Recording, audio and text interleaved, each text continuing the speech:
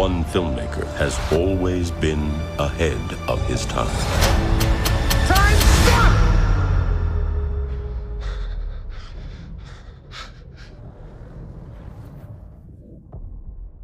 Go. Now.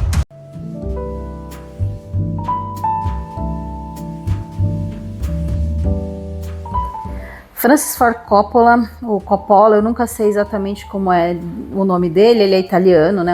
Ele é diretor italiano, mas que filmou nos Estados Unidos. Ele é responsável por talvez alguns dos maiores filmes da história do cinema, né? A trilogia do Poderoso Chefão, Apocalipse Now, Drácula de Bram Stoker, só para falar de alguns que acho que talvez sejam os mais conhecidos dele, mas ele é um grande realizador de filmes. E tem nele, na forma dele realizar os filmes, realmente uma megalomania. Ele é um cara que gosta de cenários grandiosos, muito caracterizados, né? Com custos muito elevados, e é um cara que é meio brigador mesmo, assim, para realizar os filmes do jeito que ele pensa.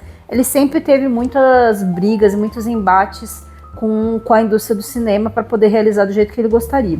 Esse filme dele, que está em cartaz agora, uma briga para conseguir chegar em cartaz, na verdade foi uma luta desse cara durante todo o ano passado e esse ano.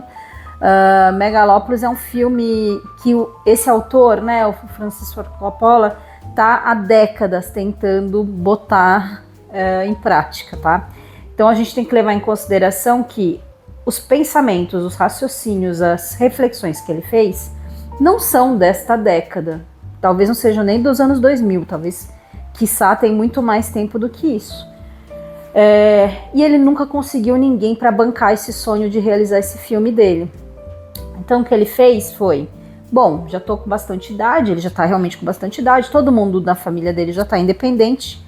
Uma dos filhos dele é a Sofia Coppola, que algumas pessoas podem reconhecer como uma filha do Poderoso Chefão, que morre em um dos filmes, mas também como a diretora de Encontros e Desencontros, que é um filme incrível. Ela fez alguns outros filmes bastante incríveis, então ela é uma diretora também muito incrível, né? Então ela já tem a independência, a carreira dela, ele já viveu a vida dele, ele inclusive perdeu a esposa dele um pouquinho antes de lançar esse filme, então ele falou, bom, eu vivi tudo que eu tinha que viver, tá todo mundo independente, então eu tenho direito a usar o meu dinheiro com o que eu quiser, não vou deixar para ninguém de herança, eu quero usar o meu dinheiro para fazer esse filme. Então ele vendeu uma vinícola dele, ele raspou lá o dinheiro do banco que ele tinha, todo o dinheiro que ele tinha, não tinha, já que ele não conseguiu encontrar nenhuma produtora para fazer esse filme com ele, ele fez esse filme 100% independente. E tá numa briga para conseguir, pelo menos alguém consiga distribuir o filme dele para o cinema, e ele queria ainda que, além de tudo, o cinema fosse IMAX, né, que é um tipo de cinema que realmente deixa a tela muito mais evidente, uma tela muito maior, o som é muito mais imersivo, então ele queria esse tipo de tela, queria esse tipo de filme, ele queria que fosse exibido no melhor tipo de cinema possível e do jeito que ele queria, sem interferência de nenhuma indústria do cinema que realmente às vezes interfere no produto final, né? Então ele mente fez esse filme como ele queria, 100%. Teve as dificuldades que ele teve todas exatamente por essa escolha. E ele teve a dificuldade de encontrar distribuidoras de filme porque quem viu não conseguiu bancar muito o filme. Eu não encontrei nenhuma crítica, por exemplo, elogiosa ao filme até agora. Eu considero algumas coisas. Essa primeira que eu já falei, que esse filme e as reflexões que ele fez sobre esse universo que ele construiu não foram reflexões que aconteceram provavelmente neste século. Ele deve ter pensado isso na década de 90, na década de 80, antes dos anos 2000. Então, tem muitas reflexões que, de fato, a gente já chegou à conclusão que não precisa refletir. Já são decisões já tomadas e situações que já ocorreram. E a outra questão é que as escolhas, da maneira como foi filmado, o CGI que existe, que realmente não é de boa qualidade, porque ele não tinha recurso para isso, a forma como o diálogo e a atuação das pessoas eram trabalhadas nesse filme não agradou as pessoas.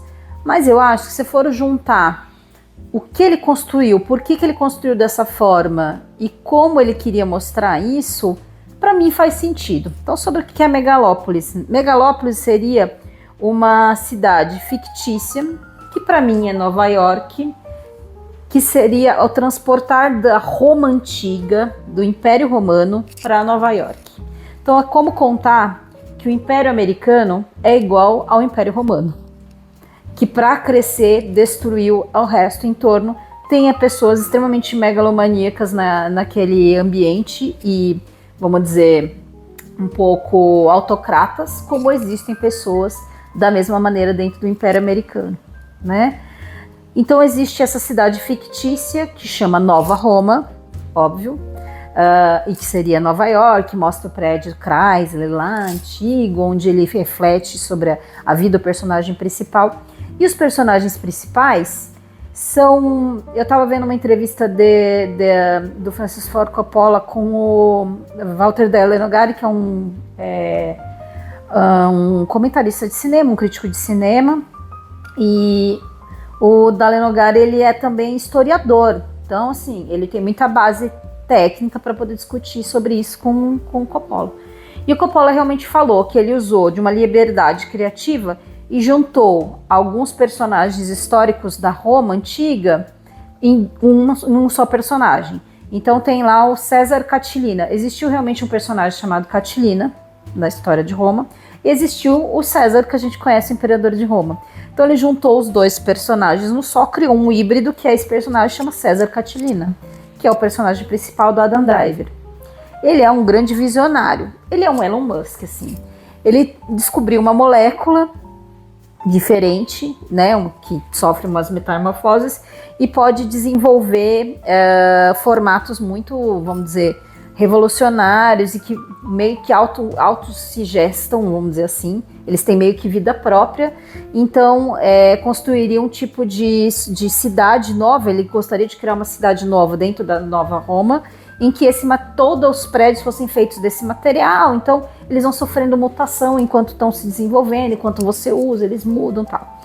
E tem o prefeito da cidade, que chama Cícero, que também é uma mistura de um Cícero que é de Roma com outro personagem, agora eu não vou lembrar qual, de Roma também, que é o prefeito dessa cidade e que quer manter as coisas como estão. Ele não quer que nada mude, né? Ele não quer que nada seja alterado. Ele acha seguro que mesmo que esteja ruim, seja melhor ruim, mais conhecido do que algo novo. E tem um terceiro personagem, agora eu não vou conseguir lembrar o nome do personagem, mas é um outro personagem que é um grande magnata, que tem muito dinheiro e muito poder dentro da Nova Roma, que é uma família tradicional, e é o tio do Catilina e é o cara que tem a grana dentro dessa cidade, né? Então tem esse tio querendo defender a família, e que tem muito dinheiro e que tem algum poder na cidade pela grana. Tem esse prefeito que não é um corrupto, mas é um cara conformado, e para ele é mais seguro as coisas não mudarem, mesmo que sejam arriscadas, porque é melhor ruim e seguro do que algo novo, que pode ser bom, mas é melhor não ir nada pro novo. E esse grande visionário que quer criar algo novo, que pode ser bom, né? Pode ser moderno, pode revolucionar a cidade, pode revolucionar a vida das pessoas. E tem aí um outro personagem que para mim é muito interessante, apesar de não ser muito falado, mas eu acho que é um dos personagens mais interessantes, que é o Shia LaBeouf, que faz ele, o personagem, que é um outro sobrinho desse tio muito rico, que é primo do Adam Driver e que compete com ele pela sucessão na empresa desse tio, né? Falar, eu quero ser herdeiro. O Adam Driver também, também quero ser herdeiro. E parece que pela personalidade, pelo jeito de se comportar e pela genialidade do Adam Driver, o tio preferia passar o poder para ele, não para esse outro sobrinho. Então esse sobrinho sempre teve muita inveja do Adam Driver. Então o que ele faz? Ele começa a fazer todo tipo de coisa, para incriminar o Adam Driver, para rebaixar as ideias que ele tem, para mostrar que ele é ruim. E como é que ele faz isso? Manipulando a população.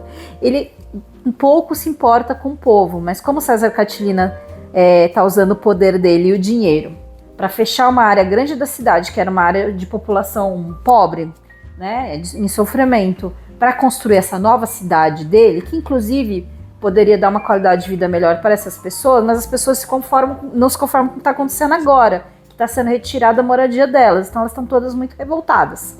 Então esse primo dele faz o quê? Manipula essa população para ficar contra, mostrando que ele é um cara que está a favor da luta do povo, que não é o que ele está fazendo.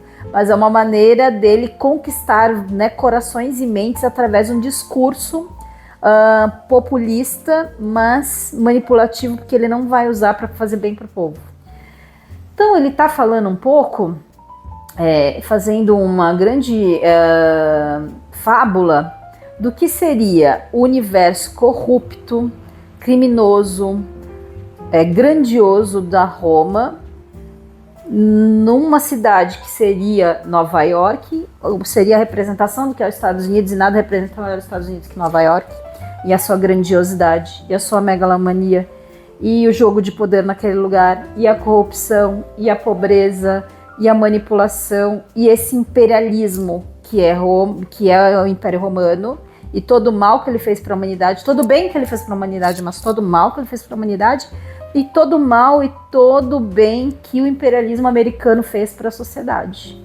E como ele faz isso? De uma maneira e uma representação, né? Uma representação enquanto atuação dos atores, enquanto diálogo, um tanto teatral, porque era como se estivesse fazendo os grandes teatros antigos em Roma ou na Grécia, assim, bastante teatral, com uma expressividade um pouco exagerada mesmo. E eu acho que, apesar de todo mundo reclamar disso, que é proposital, é meio que como as peças teatrais não eram escritas numa linguagem popular. Hoje, quando você vê um filme, um teatro, ele não tem uma linguagem rebuscada, né? Antes as linguagens de quando você desenvolvia uma peça de teatro em Roma, na Grécia Antiga, elas tinham um jogo, vamos dizer, verbal rebuscado demais e às vezes um pouco versado, né? Como se fosse declamando um poema. Então o jeito da representação das pessoas também é um pouco assim, é um pouco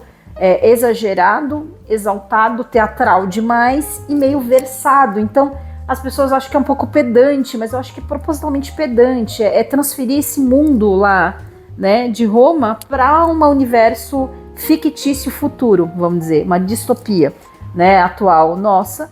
Então a linguagem cabe ali, eu tenho a impressão que é isso que ele queria. Então para mim não me incomodou, para ser honesta. Eu acho interessante que ele faça isso aí no fim da vida, é como se fosse uma grande reflexão de tudo que ele viveu ao longo das décadas numa sociedade americana que ele viveu, trazer um pouco da história, das origens dele, porque ele é italiano, para a vida dele, na hora dele construir os personagens e essa história. E por mais que as pessoas falam que os assuntos são muito velhos para serem rediscutidos, nós estamos rediscutindo tantos assuntos velhos novamente. Nós estamos falando de novo de nazismo. O nazismo já não passou? Nós não estamos falando de novo de nazismo, né? Então nós estamos falando de autocracias manipuladoras e populistas. Nós estamos falando de ameaça climática. Há quantos séculos nós falamos de ameaça climática? Nós estamos rediscutindo aborto, homossexualismo, né, homossexualidade. Nós estamos rediscutindo o papel da mulher na sociedade, de novo. Né? Hoje tem aí as mulheres conservadoras que querem ser mulheres donas de casa. Então nós estamos rediscutindo todos os grandes ganhos que a sociedade teve, demorou séculos para se conseguir, tudo de novo. Nós não estamos todo tempo rediscutindo temas tão antigos novamente, porque a humanidade não consegue evoluir, porque ele não pode rediscutir as coisas que ele viu ao longo das décadas, até porque está acontecendo novamente. Quando ele mostra esse personagem do Shia LaBeouf, que me parece um autocrata, com um discurso extremamente parecido com o discurso nazista, falando e controlando o povo através de um discurso populista, isso não é antigo, isso é antigo e extremamente atual. O Donald Trump acabou de ganhar a eleição dos Estados Unidos. O livro de cabeceira dele, segundo a esposa dele, quando ele foi se separar dela, essa última esposa dele, disse que o livro de cabeceira dele eram discursos do Adolf Hitler. Nós estamos rediscutindo assuntos antigos agora sim, e por que ele não pode rediscutir isso nos filmes dele? Eu achei o filme extremamente interessante. Claro que é um universo que talvez se ele tivesse mais recursos, teria sido melhor. Talvez ele misturou muitos temas que ele tinha para discutir ao longo da vida, porque você vai refletindo e escrevendo isso ao longo de tantas décadas, que talvez é igual você fazer uma prova 2 vezes, que você já marcou o X, você tem certeza que marcou no lugar certo, vai quando você revê e me mexe e marca errado.